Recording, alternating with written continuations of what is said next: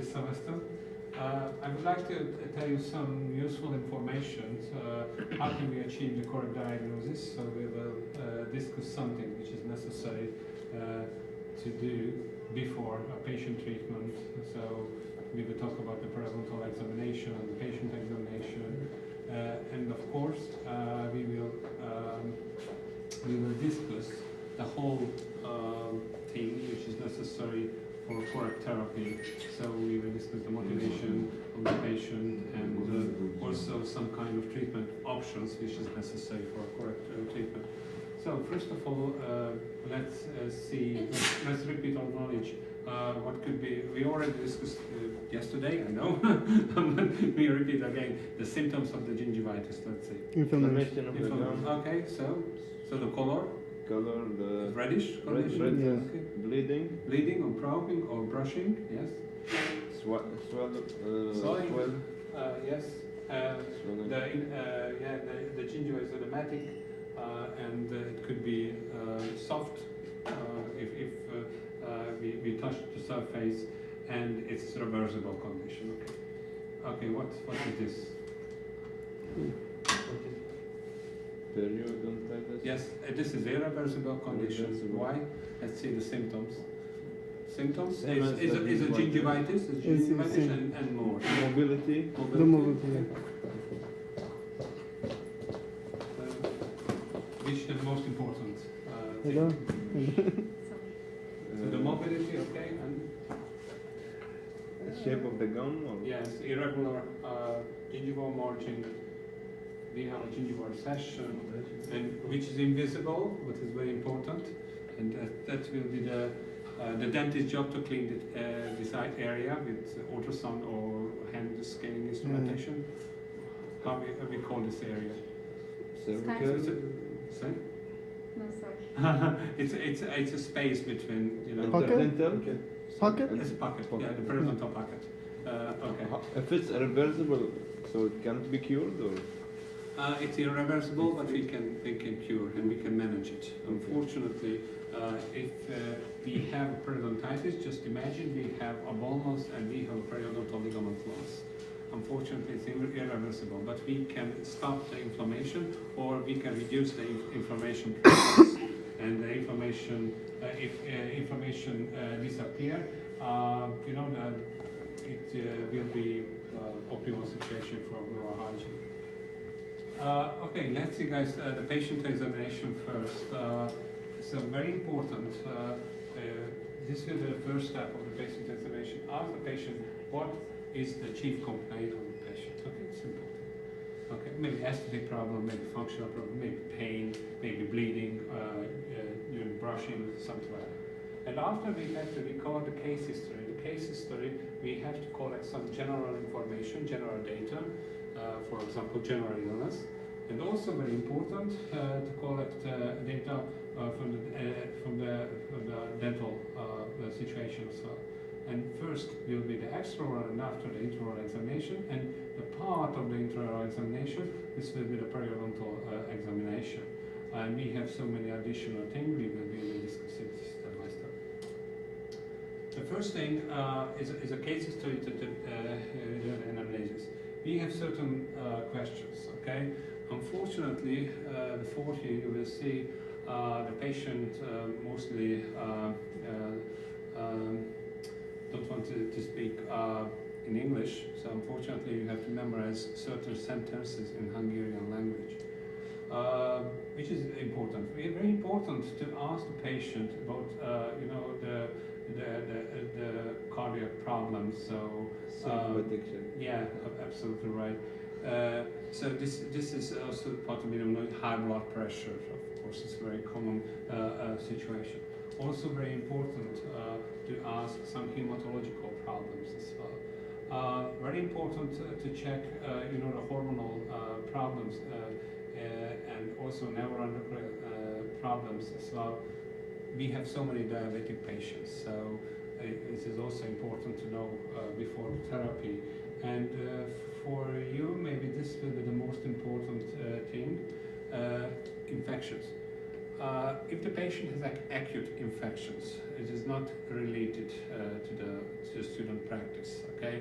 It's not your job to cure a patient with infection disorders. What kind of infection? For example, hepatitis, okay? But a simple herpes simplex infection is also not allowed to continue the treatment.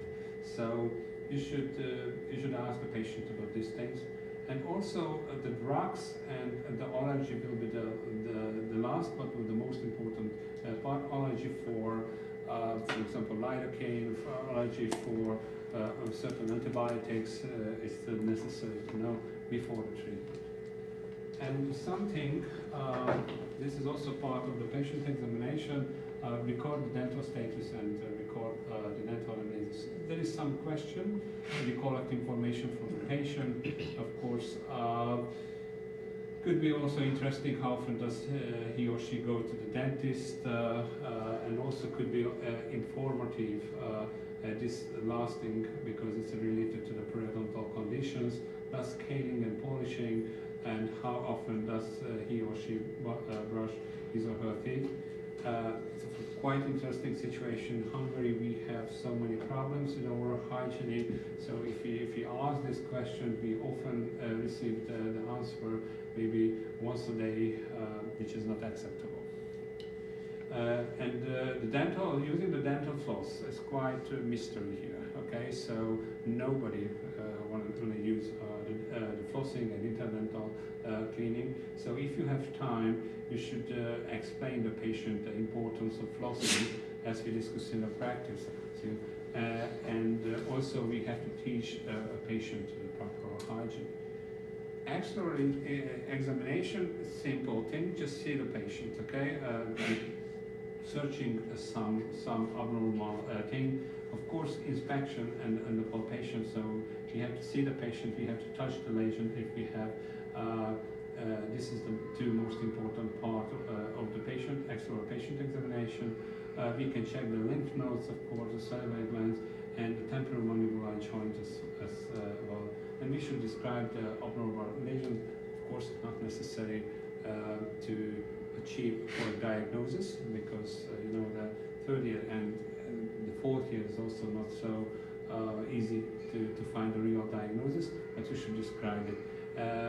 Just focusing, you know, the pathology, and we have to follow the same process for describing the lesions. External examination, after we will continue with intraoral examination, we have to check the oral mucosa.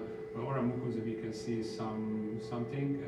We should try to describe it because we have different alteration of the color.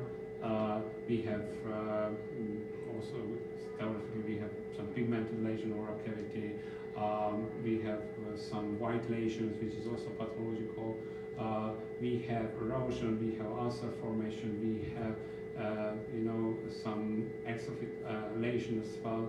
So we have so many different things. If you know very well the anatomical structures, so we can describe these lesions. And we have to record the dental status and examination of these. We have to write the missing situation. We have to also describe the crown and bridge, and also if it's possible and if it's necessary, we can do the sensitivity test as well. So as you see, we have so many things before the periodontal examination. And after this whole process, we continue with the periodontal examination. In a practice, you already saw the periodontal probe. What will be the big difference between the dental probe and the periodontal probe? So we have a practice in Williams probe. Measurement. Okay, so millimeters measurement? yeah, absolutely right. But don't forget it, this is for measurement, okay? And another important thing, the tip. Pointed, not pointed. Of course, pointed rounded, of course. Because, you know, the cardiology, the dental probe is always pointed. It's rounded, and we have a millimeter measurement as well. So it is important because we can record the pocket depth, And the pocket depth is 3 millimeter is normal, but if there's more than 3 millimeter, we are talking about the pathological situation. Just see this picture, okay? Clinically, it's quite acceptable situation, not normal, okay? But how serious the situation we can see if you try to use the periodontal probe, and you can see this pocket is more than roughly 8 millimeters, quite deep, but it's quite invisible and painless condition. So if we want to determine the severity of the periodontal inflammation, we have to use the periodontal probe. So we have to record the pocket depth, and recording the pocket depth, we need a calibrated periodontal probe. You can see this in the pictures. This is a inflamed connective tissue. This is the pocket depth here, and also very important to determine the CEG. Normally, this anatomical situation, you have to know, normally the gingiva attached nearby the CEG. Okay, so normally we have just a virtual space and very shallow space by the CEG. Unfortunately, this is soft tissue, and the soft tissue, the gingival margin level is highly variable. Okay, it's not always by the CEG. And that situation, you will understand maybe later, but I'll try to explain you this important thing.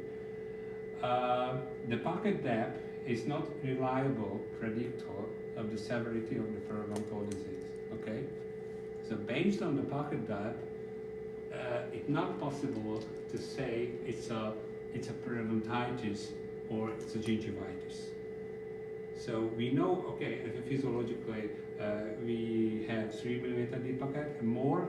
Of course, it's a pathological condition, but this measurement is strongly influenced by the level of the gingival margin. And the gingival margin, sometimes we have gingival enlargement, okay, and sometimes we have gingival recession. So the gingival level is highly variable.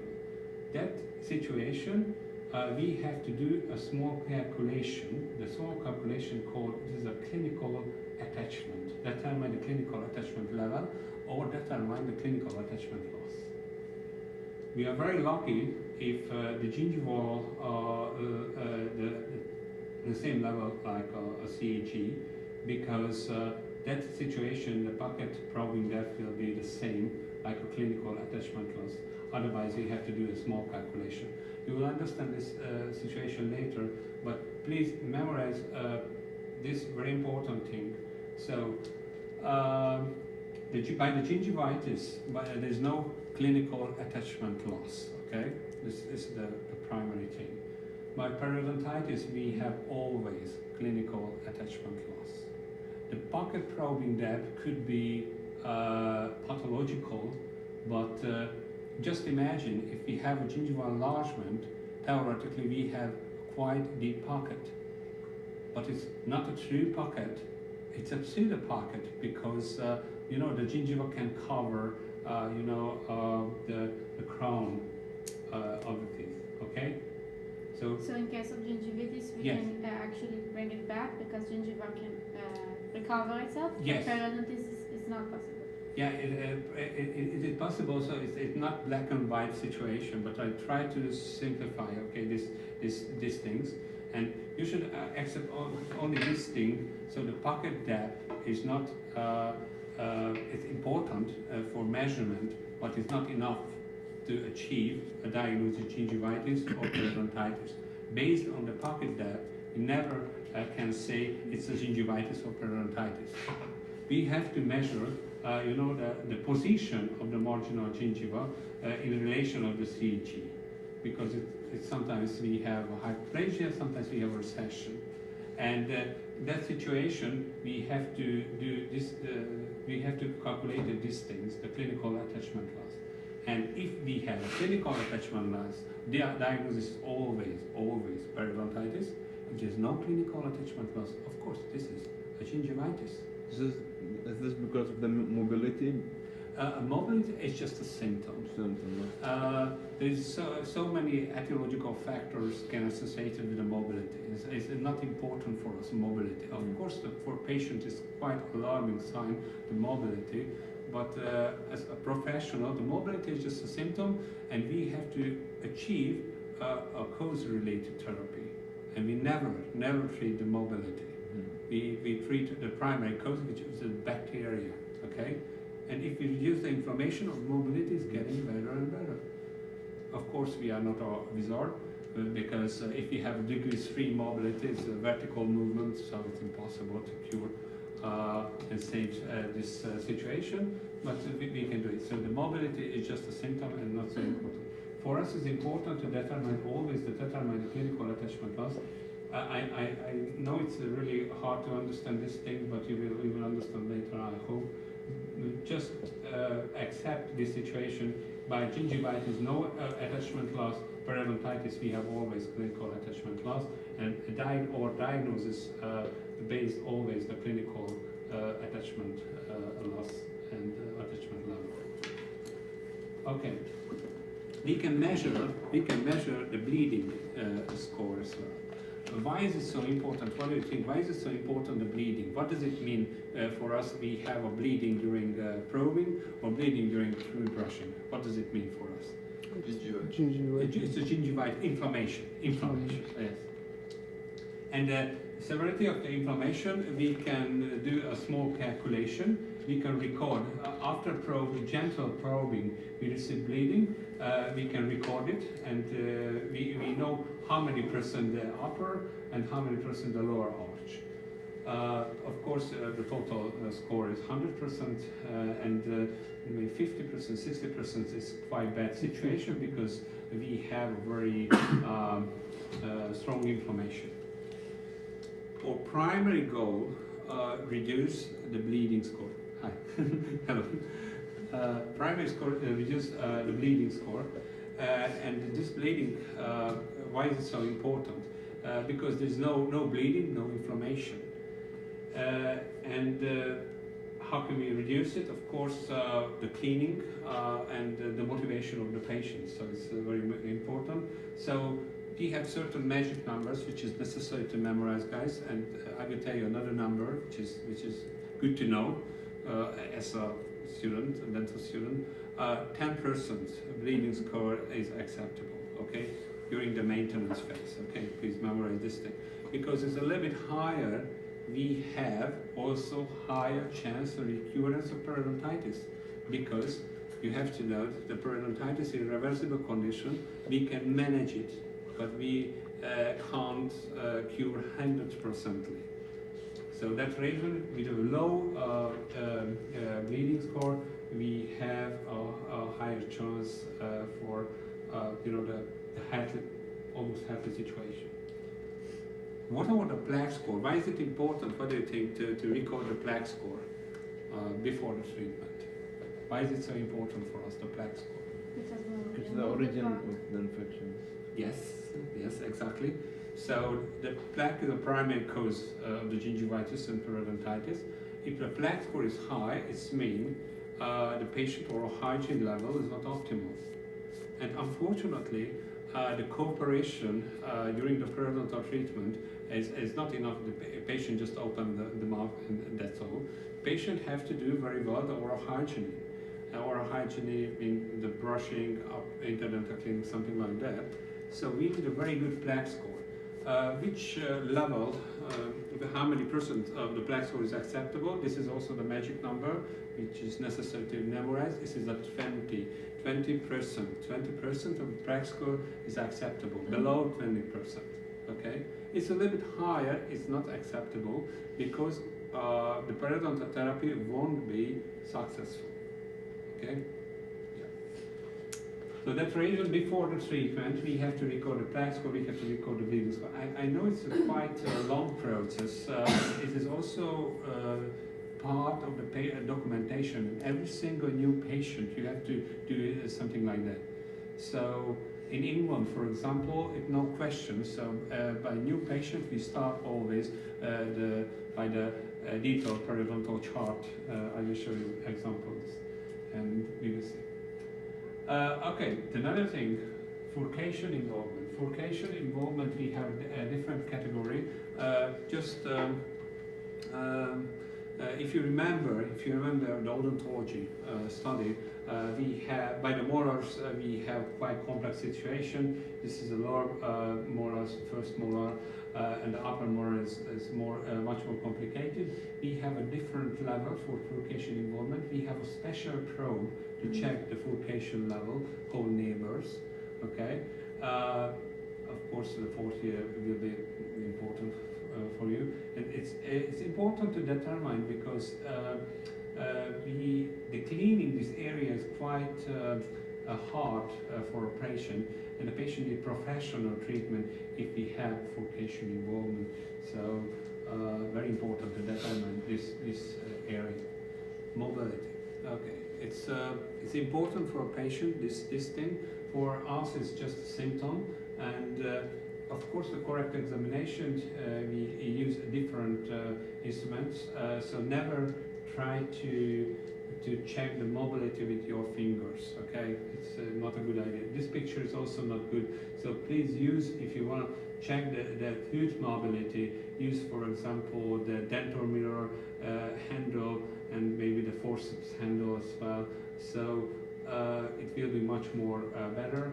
And as I told you, sometimes we have vertical mobility, which is quite unoptimal, and sometimes we need extraction if we achieve this mobility. Radiological examination is not a primary thing during the periodontal examination. I hope you understand this situation. So the clinical examination is much more superior, okay, during the periodontal examination. The X-ray is just supplementary. Do you know why? Why is just supplementary examination? You cannot see the Exactly, the soft tissue, of course. We have, you know, the periodontal tissue consists 4 different tissue, and the gingiva is a very important part and unfortunately invisible. So that reason, the clinical examinations we need it, and yeah, we prefer the periapical X-rays as well, so something like that. And you will learn it in the second semester. And after this, we collect enough information to make a diagnosis. The diagnosis could be also gingivitis or periodontitis, and theoretically we have a possibility to make a diagnosis for the single tooth as well. This will be the Lewis Gravesend complicated. We use it the 4th year as well. And just mention these things. So of course by gingivitis and periodontitis we have bleeding on probing as well. So these are the diagnostic criteria. And if we have enough information, we use a periodontal pocket chart to fulfill with information. So we record the mobility, we have to check the furcation involvement, we record the bleeding on probing, the plaque score, and the probing data as well. I know it's a little bit scary, but it is also part of the patient documentation, and our treatment strategies based on the periodontal chart. So this will be the first step. Every single patient to check it, and we will determine the treatment option based on this periodontal chart. And the good thing, this charting system is available, the internet as well, so it's free. And if you type the necessary information, this program automatically calculated the attachment level, the mean probing depth, and the plaque and bleeding score. So it's not necessary to do the calculation because it's already have these numbers. So that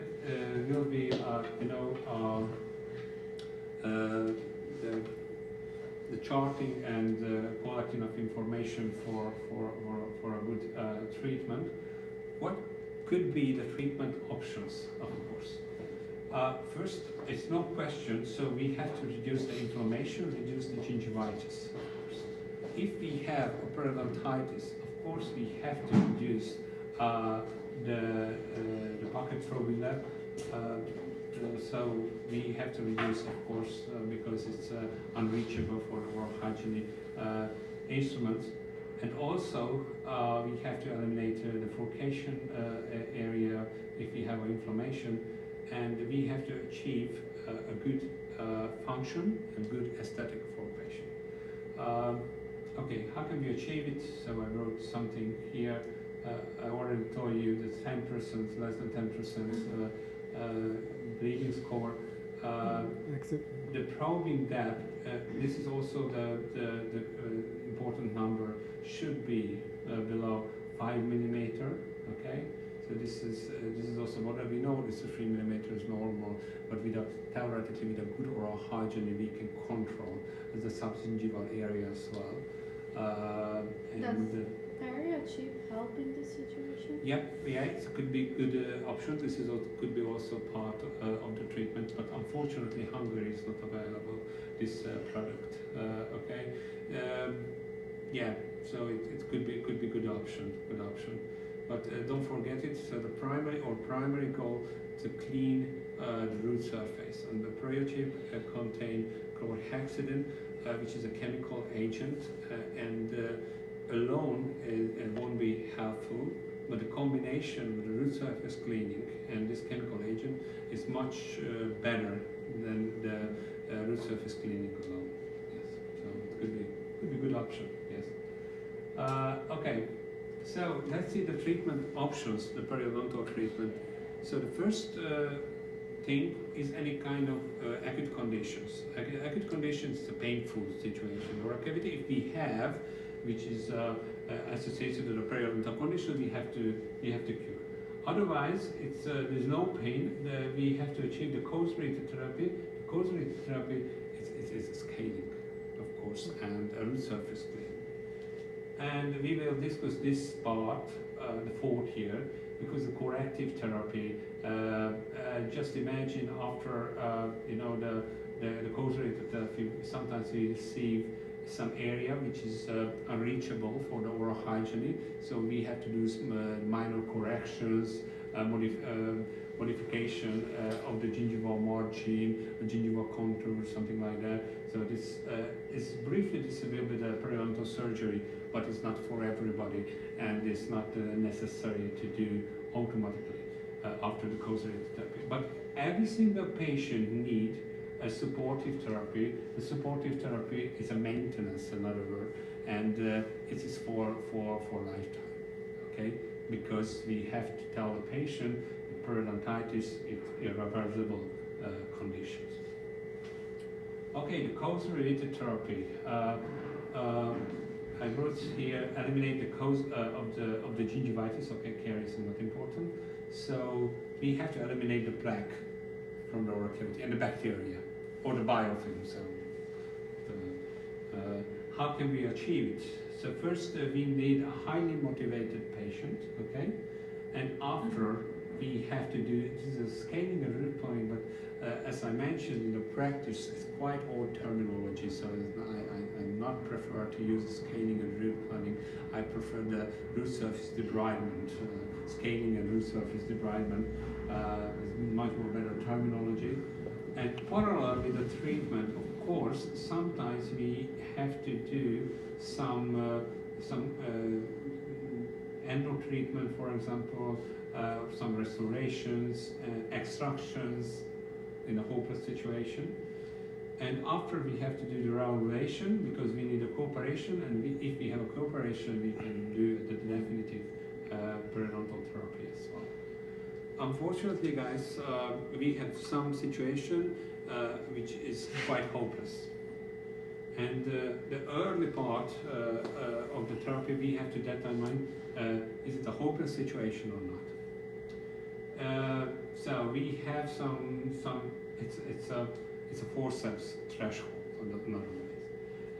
We have to determine, we have some periodontal indications, of course, but we have so many endo options. For example, if we have a root perforation, okay, so the anatomy is not optimal for the root, and also we have so periodical inflammation, so it's not optimal, and that situation we have to do the extractions. Of course, if we have a fracture and we have wisdom as not a correct position, this is not possible to save these things.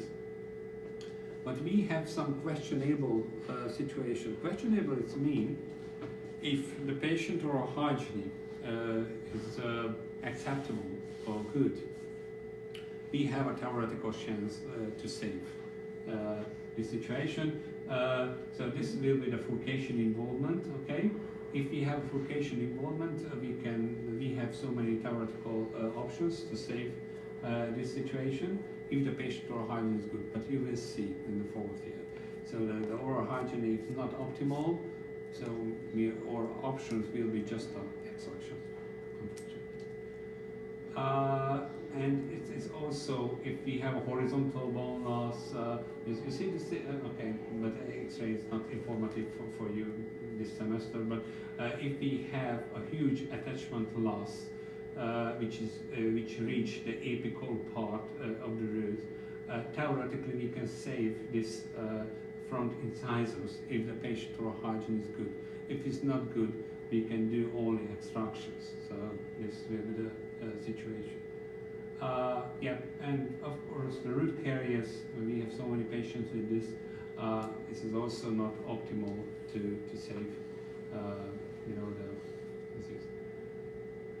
We need a highly motivated patient doing very well on oral hygiene instructions. Of course, the vertical scrub methods is not acceptable.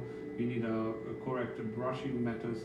Do you know what is the up-to-date brushing? 45-degree angulation for Exactly, something like that, yes. Yes, the modified best methods, the circular method, this is the most effective one. I thought circular is for children. Circular, rounding. Yeah, not the circular.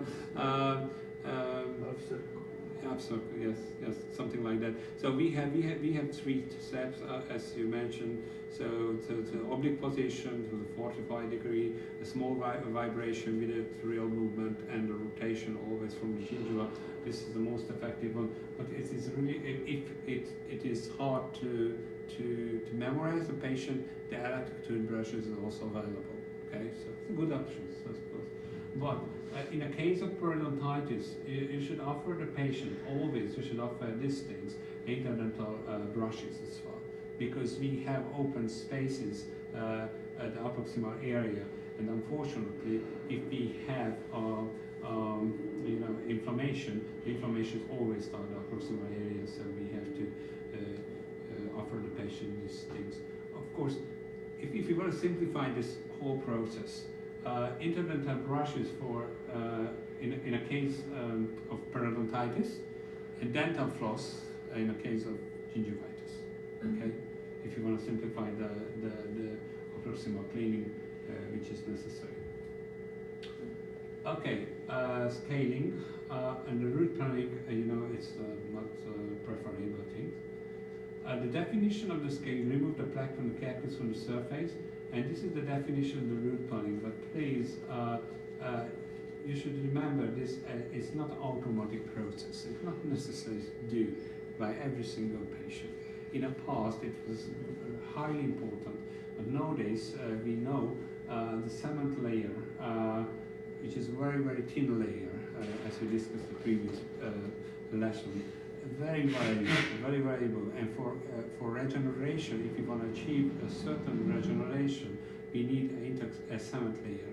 But if we are doing root planning, we remove the cement layer, which is not optimal for regeneration. So that situation, we prefer just the scaling and the root surface debridement, which is less aggressive treatment option. So The scaling could be classified two parts. Could be supragingival and subgingival localization, and the subgingival we have also some subgroups which are related with which association with a pocket depth as well. What kind of instruments we have? So in the practice, in the Phantom Lab, we will learn so many information about the hand instrumentation, and theoretically it's also possible the power-driven instruments as well. We have also two graphs, and it's quite easy to use. And to tell the truth, this will be the first choice for calculus removal. But as a dentist, you have to use also the hand instruments as well to achieve a root surface, which is quite impossible with ultrasonic and sonic scalers. Just briefly, the ultrasonic scalers, we have different types of these scalers, and we have high frequency vibration nearby the tip, and this vibration can disrupt deposits from the tooth surface. And the tips are quite variable, and we have very thin tips as well. We have certain rules if you want to use ultrasonic scalers. We will practice it the second semester mostly. But one thing, we need a different movement, quite different movement if you compare the hand instrumentation, and because we need a very slight pressure. Mostly we are using this instrument without pressure, and also we have to move back and forth, and very important to hold the tip nearby parallel position with a long axis. So we have certain rules, and water cooling of course essential. So we have certain rules, we will learn it because it's very, very useful instrument for calculus removal. You will see second semester. We will discuss mostly the hand instrumentation in the practice, and they have also very important role. We have some hand scaling instrumentation. The most important thing is a sickle scaler. So this will be the sickle. You see the form of this, the shape of the scaler is like a sickle. And we have other instrumentation with less importance, but we will discuss it. And the hand scaling instrumentation, another group is a curette, and the curette we have two different types. It could be universal and Gracie. This will be the practice material to memorize this thing. You will know this name. Later, it's the name of Gracie curettes because area-specific curettes, and we will learn also the cross-section. So just briefly, if you compare, this is the cross-section of the Gracie curette, this is the cross-section of the universal curette. We will also discuss in a practice, you will understand this thing, why we have a 90-degree angulation, what is the importance of 90-degree angulation. You should know these curettes, they are the area-specific curettes. This means if we have a different curettes for anterior region, different curettes for posterior region as well, and we have a mirror image, of course, and the whole series contains 7 different curettes. The curettes, they are not a primary choose for calculus removal, but if we have a deep pocket, unfortunately, the deep pocket we can't reach with an ultrasound, so we need a curette as well, and this is a good choice. The Gracie curettes, sometimes we use universal as well. We will discuss in a practice. Guys, unfortunately, you should memorize the third year these numbers. We will discuss it. So just a little help for you. So the numbers start 1 and finish 14. Okay. And this is only one instrument, the Gracie 1, 2. This is one instrument, another instrument, 1, 2, 3, 4, 5, 6, 7. 7 instruments altogether. The handle is different. So theoretically, after graduation, if you have a possibility to buy the Gracie curettes, please choose the color handle, okay? Because it's much more easier to identify the instrument. Okay, and this is important because for anterior and the posterior region we have to use different cures as well.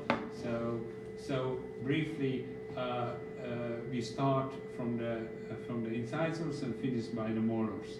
And if I say it's a Gracie 1, 2, it's 100% localized to the incisor. If I say a Gracie 30, 40, of course it's localized to posterior.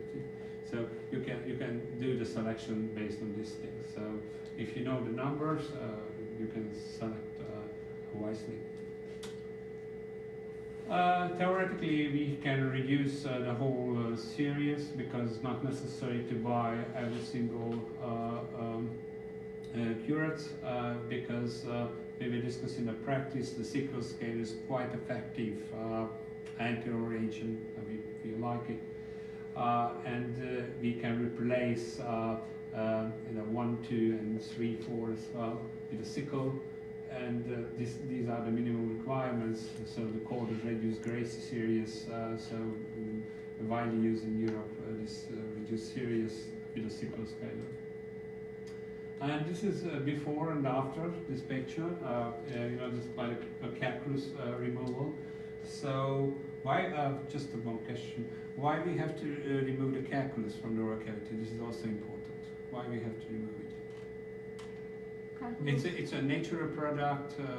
It's a benign situation. The oral cavity. Why we have to remove the calculus? To prevent the infections For the from the gingival. Yep. Prevent the infections. for the infection. Inflammation. Why Change is it? the structure of the gingiva. Guys, my question is, why is it wrong the calculus, the oral cavity? What is the major problem with the calculus? Absolutely, the plaque accumulation. Yes. How looks like the surface of the calculus and how looks like the normal tooth surface? Absolutely. The calculus surface is always rough. The tooth surface is always smooth. And just imagine, the plaque accumulation is much more easier in the calculus because the surface is rough. The normal tooth surface is real hard. So if you remove the calculus, we remove so many bacteria from the oral cavity, and it will be also very, very hard job if we have a highly motivated patient to build up again this system. So this is so the calculus never produce inflammation, the oral cavity. Okay, it's working as a plaque retention area. Okay, it's plaque retention because the plaque is always cover the calculus surface, and this plaque localized about the gingival margin, which produced inflammation. So that reason we have to remove the calculus. Okay, but what if we have improper restoration of oral cavity? You can see this bridge. Okay, in the third year you can see it's not a good quality. It's not good, not acceptable. Okay, surface. You see the surface. The surface is quite rough surface, and if theoretically we teach the patient the proper oral hygiene, the patient can't do it because the surface is rough. So the early phase of the therapy, if we have this improper restoration, we have to change it. Otherwise, we can't cure the gingivitis or periodontitis. So this is also our job to determine this condition. And we have to achieve this situation. These are my patients. You can see they are highly motivated. The gingival color and contour is almost normal. Of course, we have a gingival recession and exposed root surface, but the situation is quite stable because the oral hygiene is good. Okay, and that ratio is very important to record and call again the patient to check the plaque score and the gingivitis score, but the function of this is quite normal. Okay, aesthetic, that's quite questionable. Okay, but the patient can adopt this situation, smile, and won't be scary for others. These things, Of course, we have exposure on surface, but when there is no inflammation, and not necessary very expensive prosthetic rehabilitation for a patient, maybe implants. Okay, so the periodontal treatment is a possibility for a patient to keep their own dentition and spare some valuable, very expensive prosthetic rehabilitation. So it's a good option for a patient, and especially by elderly patient, we often see a situation like this. If the oral hygiene is good, we can keep their own dentition for lifetime, and this is the primary goal of the periodontal therapy. Okay, that was all, guys. Thank you for your attention. Thank you. Okay? Thank you so much. That was the last lesson.